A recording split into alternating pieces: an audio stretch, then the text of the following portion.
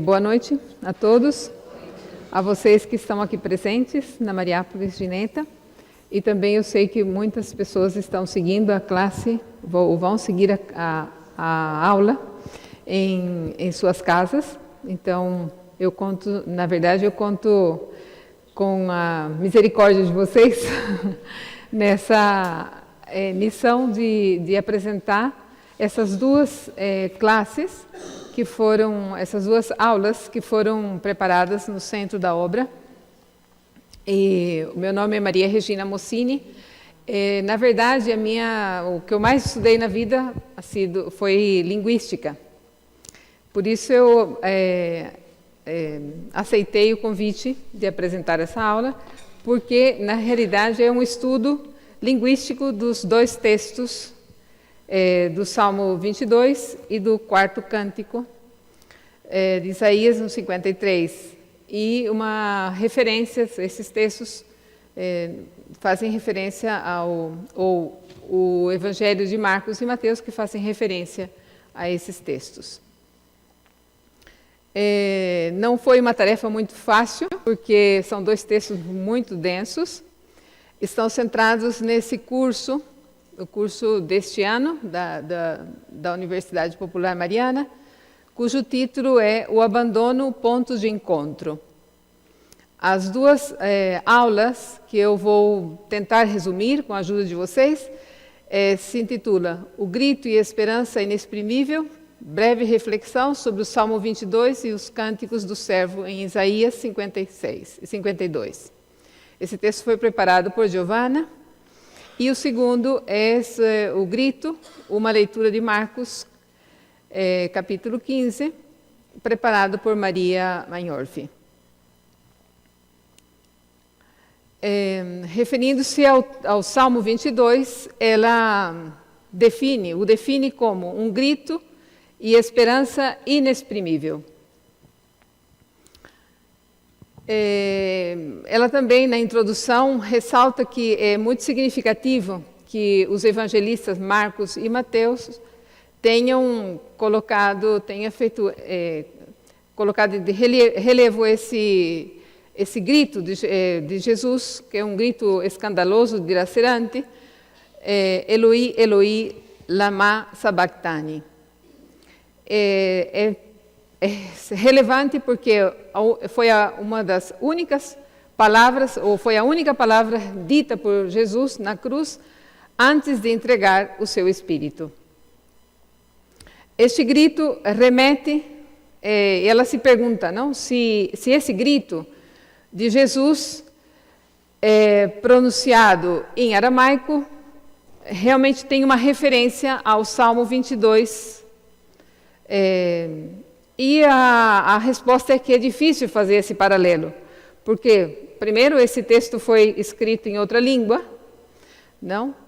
É um texto dito pelo salmista, pelo servo, e depois vem retomado por Jesus, e é uma novidade como Jesus o transmite. Então, antes de falar desse salmo, eu gostaria que nós pudéssemos ouvir o Salmo. Então eu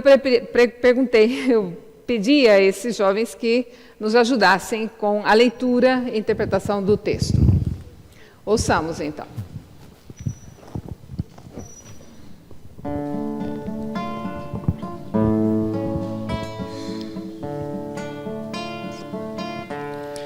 Meu Deus, meu Deus, por que me abandonaste? Meu Deus, meu Deus, por que me abandonaste? Meu Deus, meu Deus, por que me abandonaste?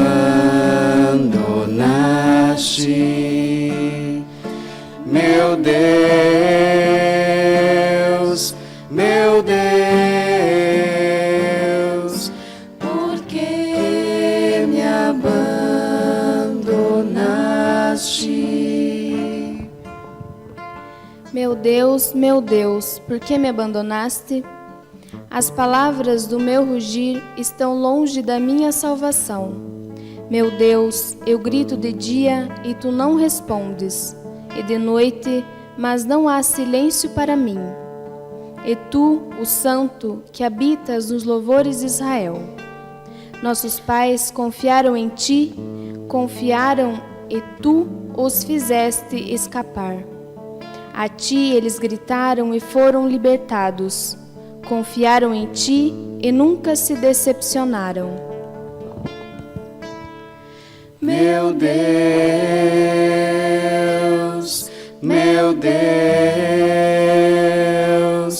por que me abandonaste?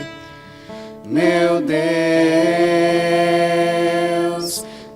Deus, por que me abandonaste? E eu, verme e não homem, vergonha dos homens e desprezado pelo povo.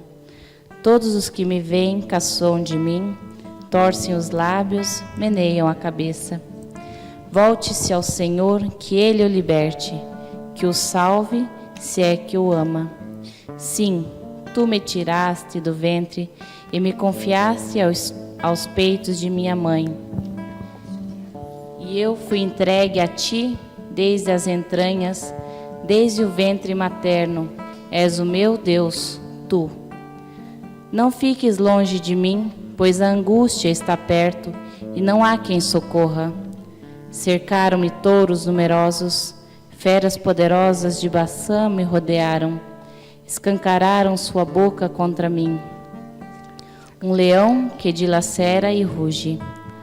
Como as águas fui derramado e meus ossos todos se desconjuntaram.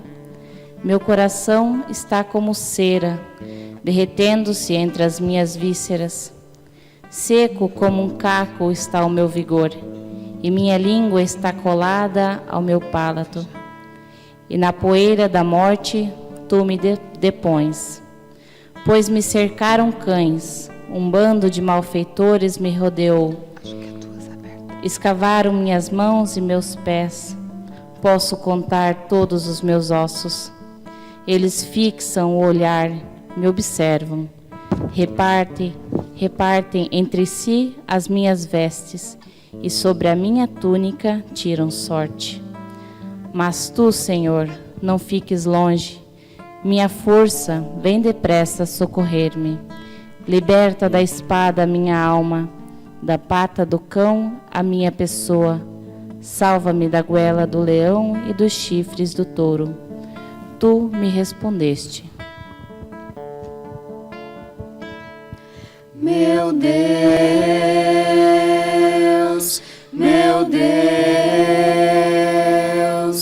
por que me abandonaste?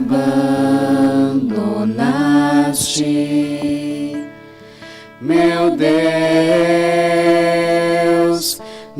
Deus, por que me abandonaste?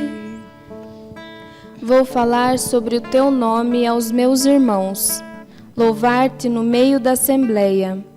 Vós que temeis ao Senhor, louvai-o, honrai-o, descendência de Jacó, e tremei diante dele, descendência toda de Israel. Pois ele não desprezou, nem desdenhou a humilhação do humilhado, e não lhe ocultou a sua face, e ouviu-o quando ele gritou. De ti vem o meu louvor na grande assembleia. Cumprirei meus votos frente àqueles que o temem. Os humildes comerão e ficarão saciados. Louvarão ao Senhor aqueles que os buscam. Que vosso coração viva para sempre. Todos os confins da terra se lembrarão e voltarão ao Senhor, e todas as famílias das nações diante da sua face se prostrarão, pois ao Senhor pertence o reino, é Ele que domina sobre as nações. Comeram e se prostraram todos os corpulentos da terra. Perante a sua face se ajoelharão todos os que descem ao pó, e a minha alma viverá por ele. Uma descendência o servirá. Do Senhor se falará à geração que virá, e anunciarão a sua justiça ao povo que nasce, o que ele realizou. Meu Deus,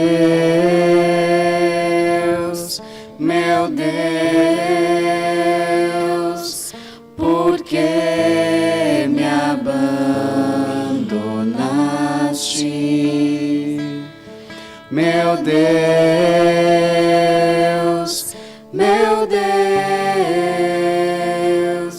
por que me abandonaste?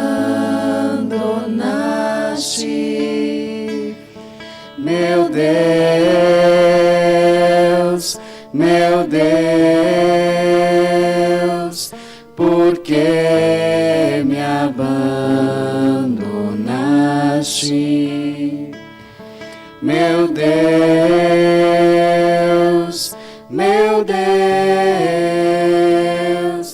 por que me abandonaste?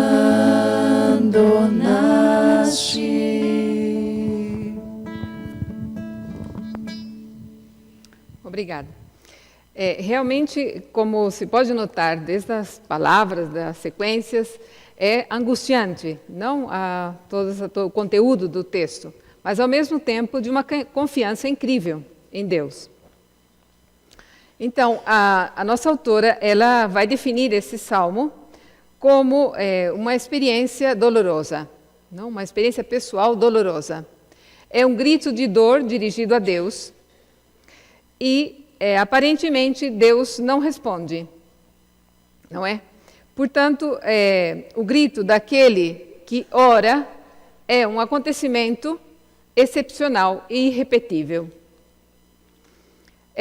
Para poder entrar melhor no texto, ela estabeleceu, digamos, como está organizada a estrutura do texto.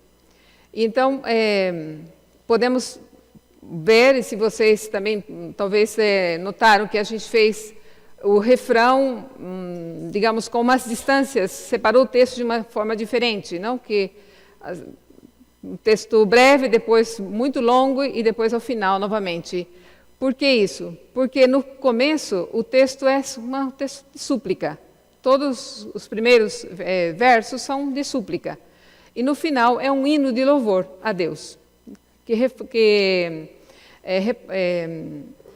reflete a confiança. Não obstante o sofrimento, o servo continua confiando em Deus.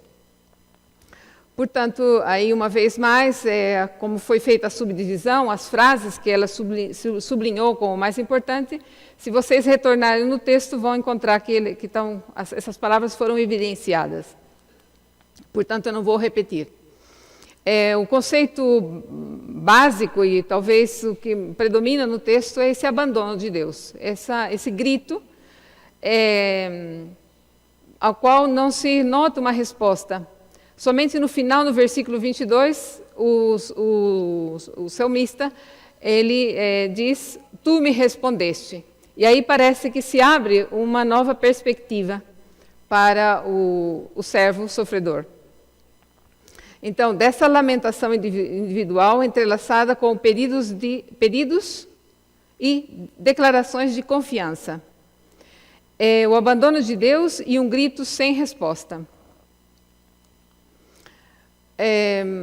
Essa pergunta, não, que foi definida como uma pergunta atroz, dilacerante, indica que, para aquele que grita, parece que Deus rompeu a aliança. Uma aliança que vem descrita também, recordada a Deus no mesmo conteúdo do Salmo, que podemos depois retornar, não é? Parece que esse compromisso estabelecido entre Deus e os homens foi interrompido. Não? E esse abandono é salientado e reforçado pelos verbos abandonar, ao qual ela se dedica muito tempo para ver se realmente essa palavra, o que significa essa palavra. Então, em volta, digamos, ao redor dessa palavra abandonar, aparece a noção de estar longe, da distância, da separação. E, além disso, a falta de resposta. Num diálogo, se alguém pergunta, se espera uma resposta, e não há. Então, a resposta à fé e ao grito do sofredor é o silêncio de Deus. É uma aparente ausência de Deus. Que vamos ver mais à frente que, na verdade, Deus não está ausente. Então, aparentemente Deus não responde. E o salmista o interroga sobre esse silêncio. Por que me abandonaste? Por que não me respondes? Por isso, o salmista faz referência, se a gente vê na maior parte do texto, essa referência à memória do passado, remoto do povo, que recorda o seu louvor ancestral, os louvores dos pais. Deus respondeu ao clamor do povo humilhado no Egito. E a zombaria lembra ao salmista a sua separação de Deus, que persiste no silêncio, apesar da confiança e do amor expressos pela súplica do sofredor, que continua seu diálogo com Deus. Essa palavra me chamou poderosamente a atenção, não? Porque ele poderia ter feito uma asseveração, tu me abandonaste, em vez de por que me abandonaste. É uma pergunta e a pergunta é sempre uma questão aberta. Nesse salmo, o salmista descreve a paixão de um homem com imagens muito fortes. Se vocês prestarem atenção no texto, ele é muito forte. Tem a noção de abandono, de sofrimento, de angústia. Não? Se usa, portanto, um vocabulário forte para designar homens que, como animais ferozes, ultrajam um homem inocente. Essa palavra também é muito importante. Em nenhuma parte do salmo aparece o pecado. Senão ele não foi abandonado pelo seu pecado pessoal. O tu de Deus parece ausente. Aquilo que eu disse, não há resposta, aparentemente. A essa invocação e petição, não fiques longe de mim, Senhor. Vem em meu auxílio. O salmista orante continua a viver no horizonte de Deus, mesmo se lhe parece que ele não responde. Portanto, há um momento que há como uma viragem no texto, não? E o salmista vai dizer que ninguém pode salvá-lo. O que quer dizer que a sua confiança completa está no Senhor. A frase que denota isso é: tu me depões na poeira da morte. Quer dizer, até no momento da morte, tu continua a me acompanhar, estás presente. Não? Isso é uma declaração de fé, de confiança. E no final, dos versos 23 ao 32, praticamente o fio da narrativa se retoma o fio da narrativa do início, e porque ele termina no verso 22 dizendo, tu me respondeste. Portanto, houve uma compreensão.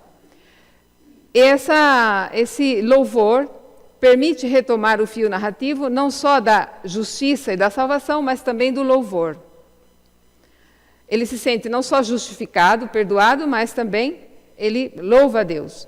A resposta de Deus muda as coisas, pois ele realiza algo totalmente novo. E aqui se abriria o conceito da salvação. Não é? Então, o salmista, o Senhor interveio, e agora o salmista viverá para sempre. Essa é uma referência à crença da ressurreição dos mortos que virá nos fins dos tempos. Ainda não, nesse momento, ainda não há conceitos, não há palavras para expressar a ressurreição. Ainda é difícil, mas está na fé, essa confiança ou essa percepção de uma ressurreição dos mortos. E depois entramos no outro cântico do servo em Isaías,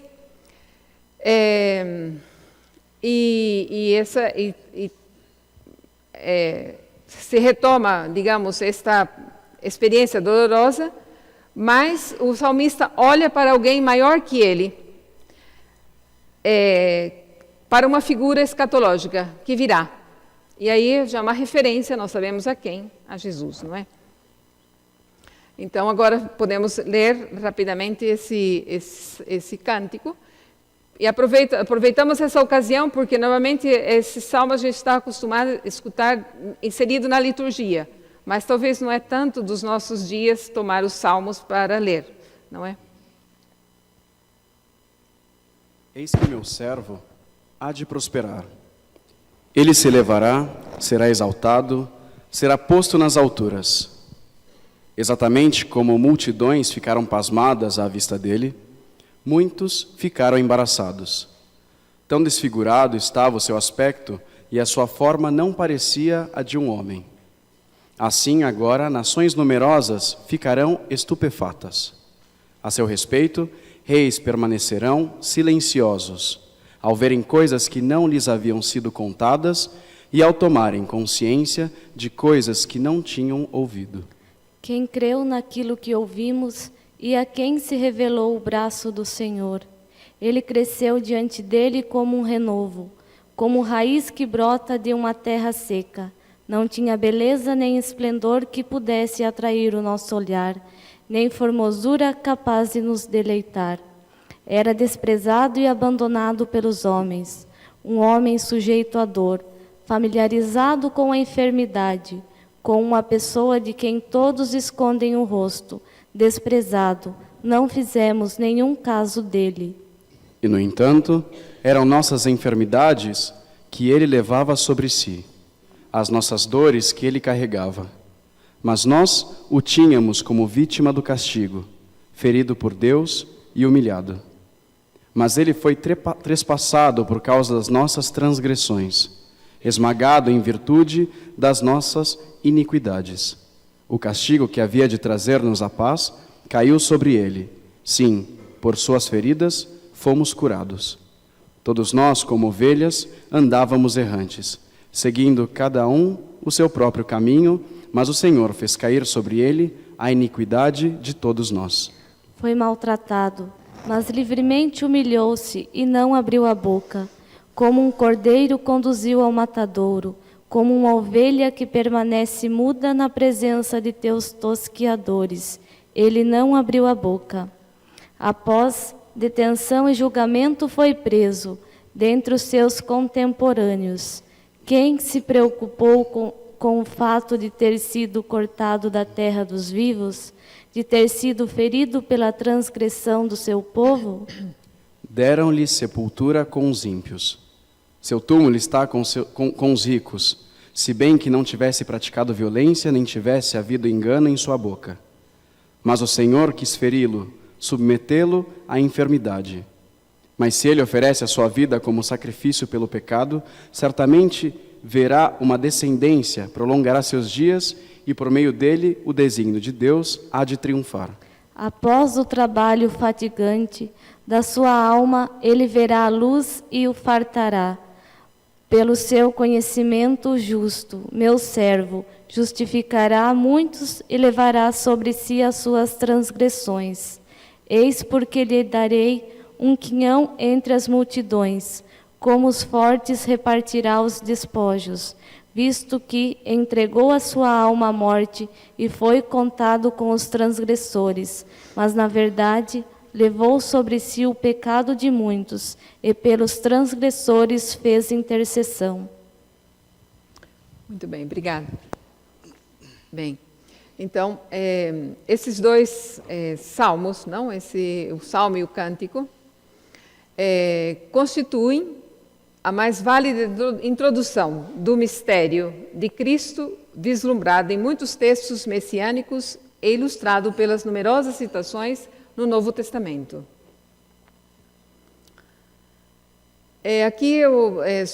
Nós sublinhamos algumas palavras que são importantes para entender o conteúdo desse cântico, do Salmo e do Cântico. E são os termos servo, que exclui a ideia pejorativa de escravo. É servo, eleito, o homem do Espírito, como os reis, os profetas, os juízes, o povo como um todo.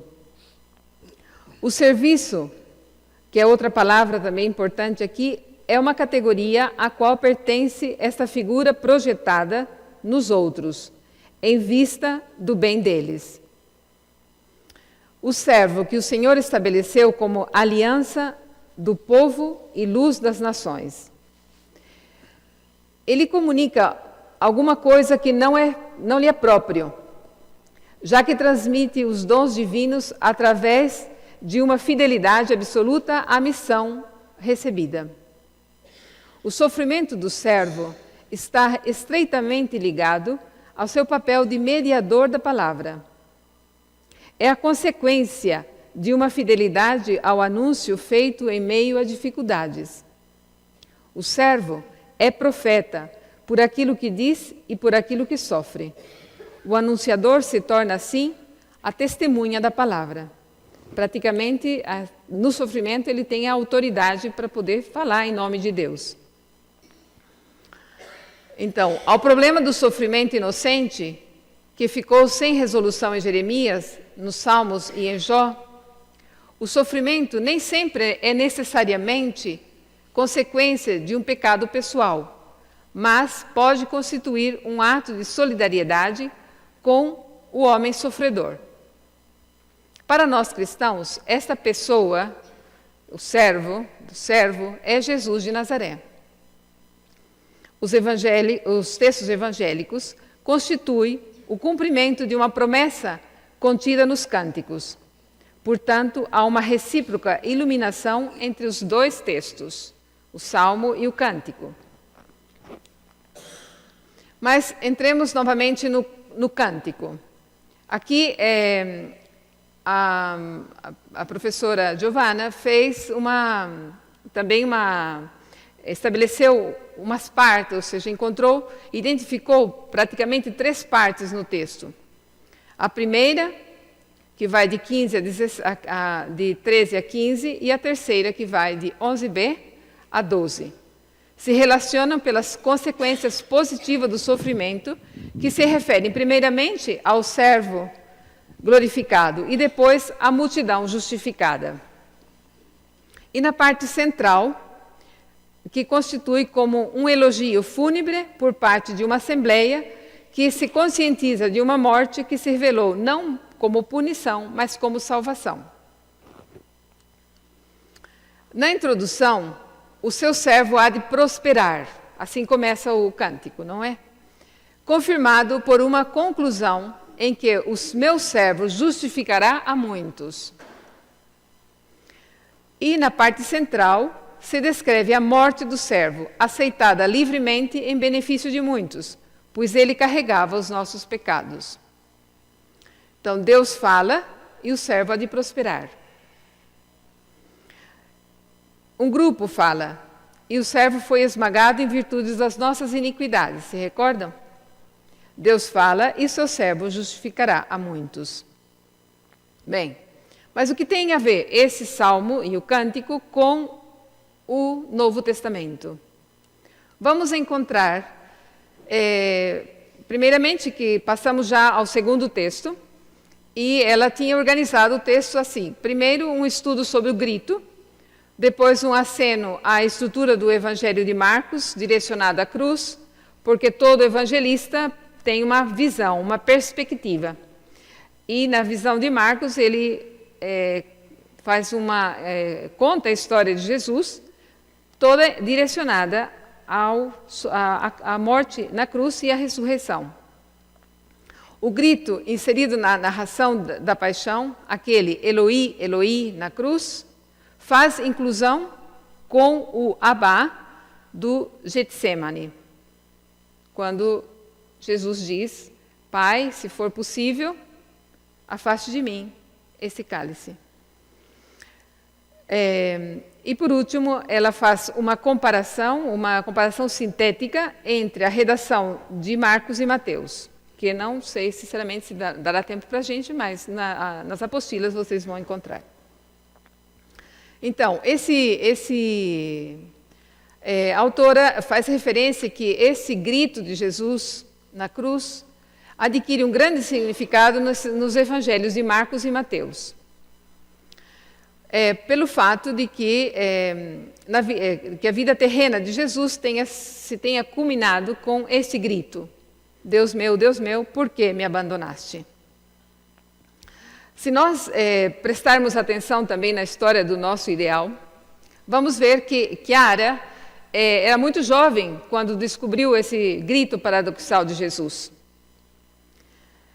É um grito misterioso, não? E de muito jovem, Chiara descobriu esse mistério. E também, em outros momentos da nossa história, da nossa vida, por exemplo, recordamos que em 1972, Chiara, dirigindo-se à geração nova, dirá que será ela a fazer eco do grito de Jesus abandonado até os últimos confins da terra. É uma tarefa ainda aberta.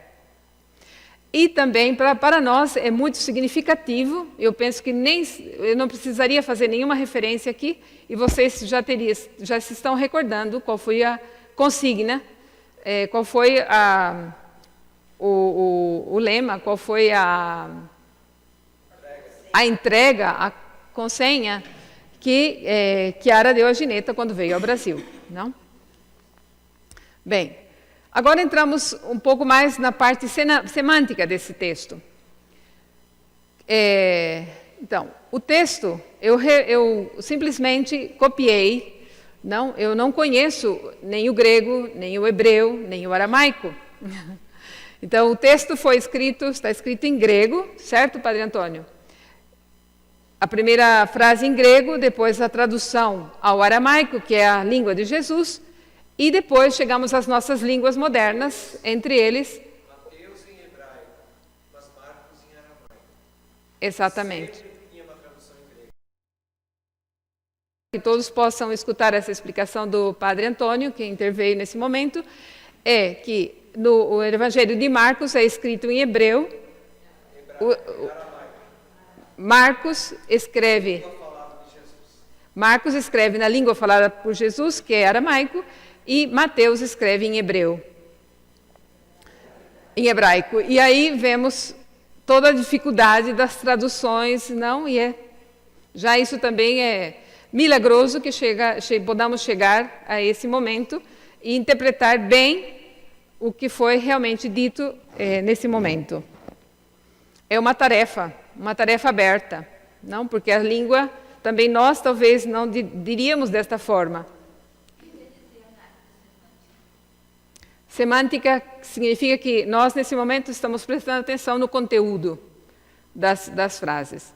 Então, no conteúdo dos textos, não é? Se analisamos frase por frase, palavra por palavra, procurando o sentido, não? Também tendo em conta todas essas passagens de uma língua a outra. E, como o texto do Salmo foi escrito em hebraico, parece a mesma coisa, mas Jesus depois o pronunciou foi em aramaico, que era a sua língua.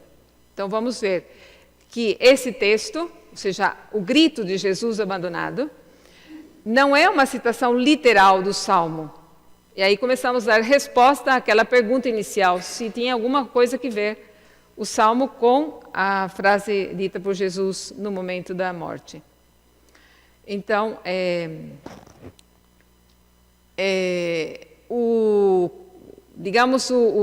a parte central desse texto se refere à intensidade do lamento, não?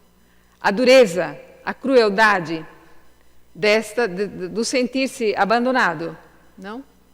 Então, aí novamente voltamos, por isso uma análise semântica, porque essa palavra abandono, como eu disse no começo, lembra a distância, o abandono, a separação, está no entorno dessa palavra o chamar e não responder, nem de dia nem de noite, quer dizer que era uma pergunta reiterativa, não? Que se estendia e parecia não ter fim no Salmo.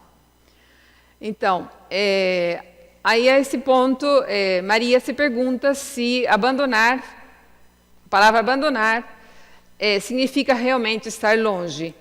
E pelas análises que ela fez, tanto no hebraico, quanto no aramaico, quanto nas nossas línguas modernas, sempre tem a mesma raiz, digamos, de dor, separação, angústia, diríamos hoje em termos mais, talvez até mais modernos, não é? Atuais. Uma angústia fundamental, abrangente, envolvente, não?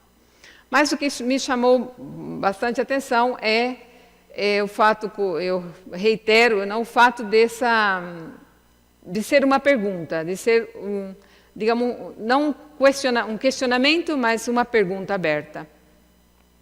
Então, o eixo narrativo aponta para uma experiência singular de abandono, que esse anônimo do Salmo, e que vive na sua trágica dramaticidade, projeta uma busca incessante de diálogo com Deus.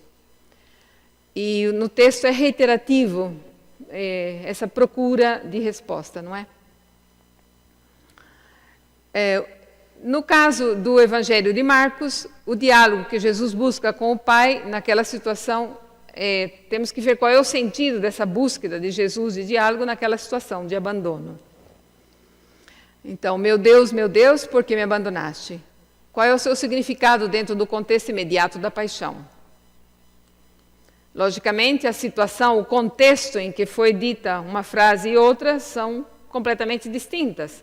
Não, antes tinha sido pronunciada pelo servo e agora é o Filho de Deus quem pronuncia esta frase. Então é mais doloroso, mas porque na antropologia não tem relação mais próxima que a de filiação. Ser pai, ser filho. Então é escandaloso que um filho grite ou pronuncie essa frase a um pai. Então, um aceno a estrutura do Evangelho de Marcos. Impressiona a ênfase dada à paixão, ou seja, a fase conclusiva da vida de Jesus.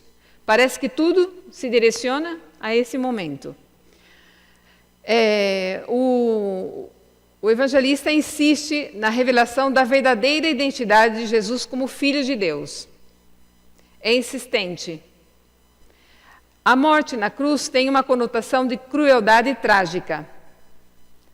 O que for suspenso é o maldito de Deus. Para os que não são de língua portuguesa, o que for é futuro. Então, tudo aquilo que virá, não, que for suspenso na cruz, é maldito por Deus. É uma ameaça.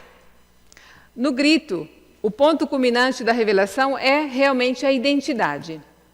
Então, assim como o relato da vida de Jesus começa com o batismo, o nascimento e o batismo de Jesus. Mas Jesus insiste, ou seja, em todo o relato de Marcos, Jesus insiste em permanecer no anonimato, por medo de ser confundido com as autoridades do tempo, ou com os profetas, ou com... Então, eu só simplesmente coloquei aqui algumas frases que são do Evangelho de Marcos e que faz referência a essa busca incessante dessa afirmação da identidade de Jesus como Filho de Deus. Eu não sei qual é a profundidade da leitura de vocês dos Evangelhos, e especificamente do Evangelho de Marcos, mas eu nunca tinha notado a insistência tão grande nos vários personagens, digamos, da vida que se encontra com Jesus, esta, força e esse reiterar a filiação divina. Então, desde o princípio, ele diz, princípio da boa nova de Jesus, Jesus Cristo, Filho de Deus. Depois, tu és o meu filho amado, depois do batismo, não é? Tu és meu filho amado. Depois aquele endemoniado, que dirigindo-se a Jesus, diz: que queres de nós, Jesus Nazareno? Vieste para arruinar-nos. Eres tu? Quem eres tu? O Santo de Deus. Também os espíritos impuros gritavam: tu és o Filho de Deus. O endemoniado que morava nos túmulos, gritando em alta voz, também o chama: Jesus, Filho do Altíssimo, não me atormentes. E, mais adiante, tu és o Cristo. Quando Pedro reconhece quem é Jesus, tu és o Cristo. Este é o meu Filho amado, ouvi-o. E ainda, é preciso se pronunciar sobre a pergunta: quem eles dizem que eu sou? Aí é Jesus que faz a pergunta: quem é que eles dizem que eu sou?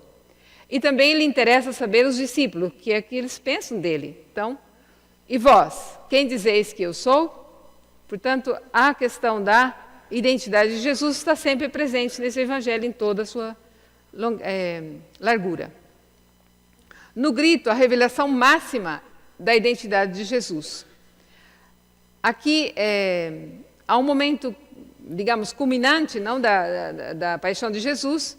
Na hora sexta, houve trevas sobre a terra, até a hora nona. E na hora nona, Jesus deu um grande grito, dizendo: Eloi, Eloi, lema sabachthani, que traduzido significa: Deus meu, por que me abandonaste? Aí, novamente, eu reporto o texto. Desculpa, um momentinho. Bem, então, estamos procurando entender esta busca da identidade de Jesus. Aquele momento da crucifixão de Jesus foi terrível, não é? E, para Jesus aquela experiência passa do grito a entregar o seu espírito e expirar. Para os presentes, a experiência passa de escutar o grito a ver o que sucedeu. Até na terra se fez trevas. Além disso, o centurião presente, depois de ter ouvido o grito, visto a terra pôr-se em trevas e ver Jesus expirar, pronunciou: em verdade, era o Filho de Deus. E essa parece ser a resposta do grito. Depois que viu, expressou a profissão de fé no Filho de Deus. Não houve mais dúvidas. De fato, há um equívoco aí. Porque alguns presentes pensavam que quando Jesus disse Eloi, Eloi, era Elias. Estava invocando Elias. Não? E também, na análise do texto, a gente vai ver que não há confusão. Simplesmente, Marcos colocou na boca de Jesus um texto que tem mais proximidade com a relação que Jesus tinha com o Pai. Portanto, diz: meu Deus, por que me abandonaste? E na língua escrita em aramaico, aparece esse determinativo, meu, que é o meu Deus. Não? E, ademais, um lama, que é a pergunta. E, então, essa tentativa de diálogo dirigida ao Pai, que, como disse antes, não é um questionamento por qual razão, senão por qual objetivo, qual é a meta dessa separação, desse abandono. Então, vou saltar isso porque já foi dito, e agora nos centramos um pouco nesta relação expressa pelo evangelista, da palavra Abá, Padre, a meu Deus, por que me abandonaste? Essas duas expressões, esses dois vocativos foram pronunciados por Jesus durante a crucifixão. Então, por um lado, aparece como uma expressão inaudita de Jesus, Abá. Lembra-se que o servo dizia Senhor. Não, era uma relação entre Senhor e súdito, entre Senhor e servo, e aqui é entre pai e filho. Então, Abá, Padre, se for possível, afaste de mim esse cálice, e depois, Deus meu, por que me abandonaste? Então, também esse pronome é um pronome afetivo, é o meu pai, não é? E não é só o pai de todas as gerações anteriores, senão é o meu Deus presente, aquele com o qual eu tenho uma relação de pai e filho. Então, o grito emana a partir de uma relação de amor, e essa é a grande diferença. Não? Também é o motivo de escândalo. Não? Por um lado é o motivo de escândalo, e por outro lado é a grande diferença, porque Jesus tinha uma relação de amor, obedeceu em todas as circunstâncias, também nesse momento. Tanto é que ele entrega o seu Espírito e expira. Tem uma relação também com o Espírito Santo que nos será doado. Então aqui tu que és o meu Deus, nós poderíamos traduzir, tu que és o meu Deus, por que me abandonaste? Ou seja, por qual objetivo? Aonde queres chegar? Não? Então não é por qual razão, mas por qual objetivo. O que Deus tem, a preocupação é o que Deus tem em vista. E nos remete também à salvação, não é à ressurreição. É inegável a atrocidade do lamento. De fato, assim como é profunda a união com Deus, com o Pai, experimentada e afirmada solenemente na oração do Getsemane, tanto mais dolorosa e inexplicável é a experiência da distância, expressa no grito. Ele experimentou este Deus como aquele que, precisamente na sua proximidade, se ausenta.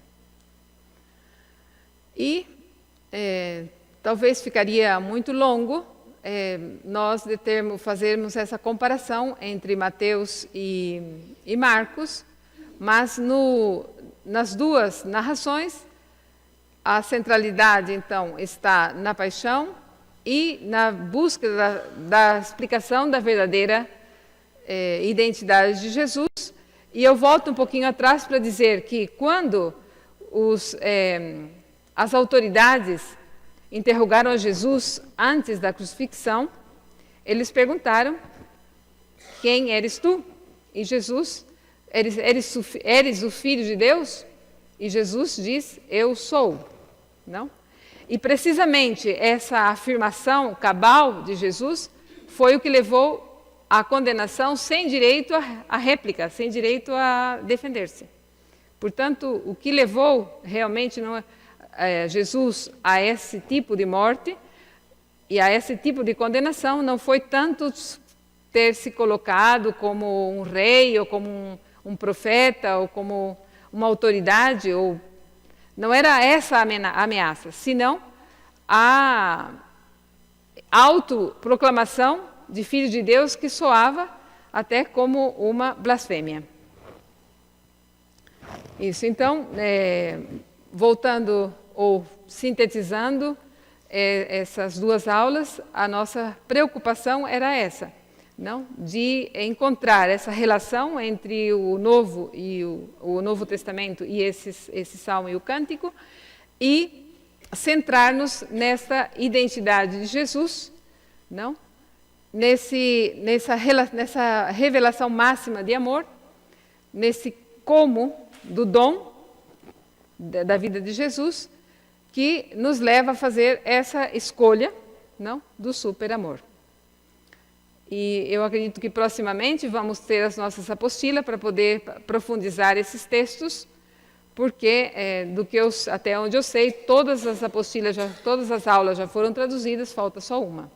Então já vamos poder organizar os textos para que todos tenhamos em mão e podamos estudar com mais profundidade.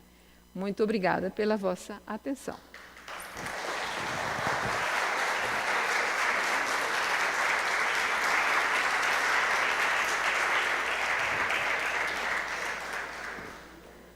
Agora, tendo na sala gente muito mais conhecedora desses textos que eu, se tiver alguma pergunta que nós podamos responder ou se tiver alguma reflexão que fazer, é esse o momento para apresentar.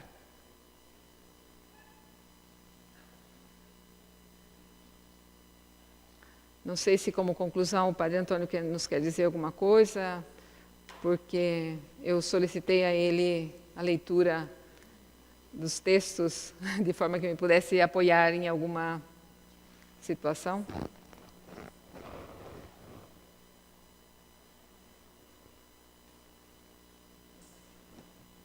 Aqui tem microfone.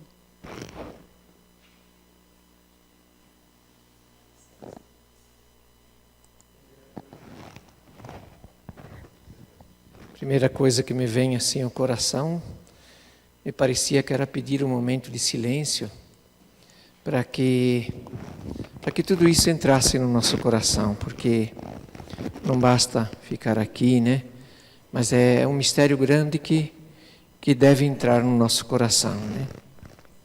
Que, como dizia Pascal, o coração tem razões que a mente desconhece, né? Então é algo grande. A Maria Regina passou bastante rápido e tudo, mas o texto é muito belo, justamente nesse contexto do ano de Jesus abandonado. Se a gente fizesse um minutinho de silêncio, depois, de repente, podemos partilhar alguma impressão, também alguma pergunta, né?